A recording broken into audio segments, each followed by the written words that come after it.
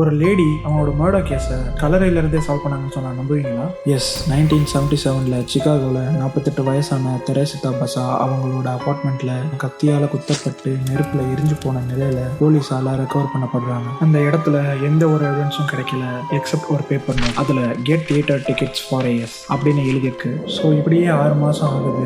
அந்த கேஸை சால்வ் பண்ண முடியாமல் ஒரு கோல்டு கேஸாக மாறுது. அண்ட் அப்போ தான் இறந்து போன பசாவோட கொலீக் டாக்டர் ஜோசுவா ஒய்ஃப் ரேமிச்சுவா சில டீட்டெயில்ஸை போலீஸ் கிட்ட சொல்கிறாங்க.